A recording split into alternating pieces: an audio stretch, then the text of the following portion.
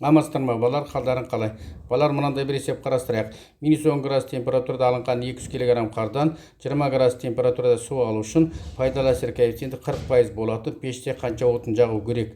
Балалар, алдымен біз пайдалы әсер коэффициентінің формуласын жазып қояйық. Яғни етта тең болады Q пайдалы бөлінген Q толық көбейту 100%. Q толықтың формуласын білеміз, ол жаққан отынның жылу мөлшері. Q көбейтілген ем. Q пайдалы.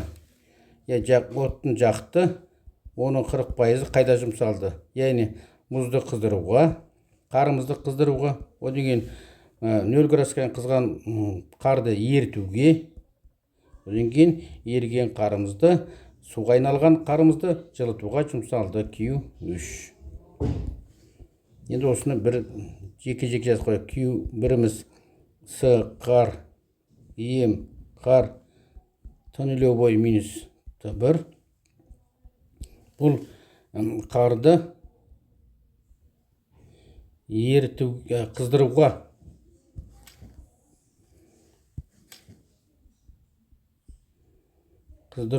жұмсалды. Q2 лямды ем қар. Яғни 0 градусқа жеткен қарды арғарыта ерітуге, қарды суға айналдыруға жұмсалды. Q3-ті енді бізде С су болады, өйткені қарымыз суға айланып қойды. Ем қар Т2 минус Т0. Бұл толығымен суға айналған қарды 20 градусқа қыздыру үшін, яғни суды, енді қараймыз, суды жылытуға жұмсалды. Енді осымен еттаның формуласын жазайық балалар. Етта тең болады.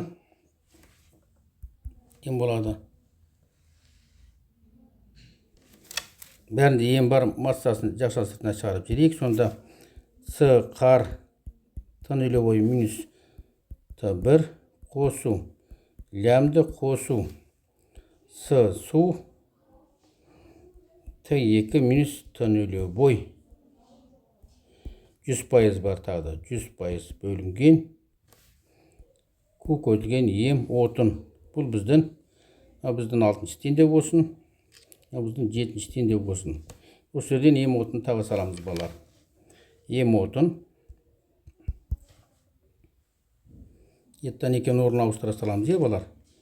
Ем қар жақшан сыртына шығарып жедік. С қар Т0 минус Т1 плюс лямды плюс С су Т2 минус Т0 көбейтілген 100%. Q көбейтілген етті. Сенші теңдеу. Енді орны қойып есептеу ғана қалды балалар. Ем тең болады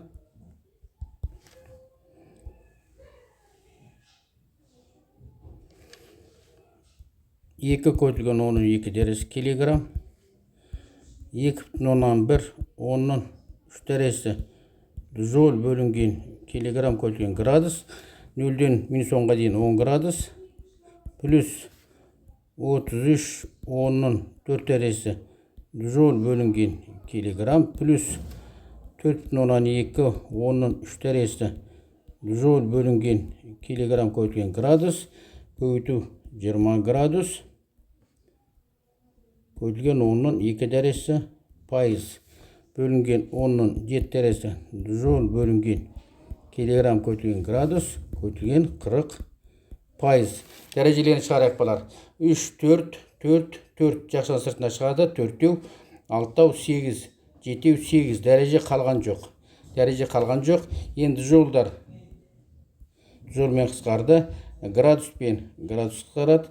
Градуспен градус қысқарады. Килограмм жақшан сыртына шығып килограммен қысқарды. Сонда килограмм қалды. Есебіміз дұрыс деген сөз. Қорытып шығарған формуламыз дұрыс деген сөз. Енді жерде 2 мен 4 қысқарып жерейік.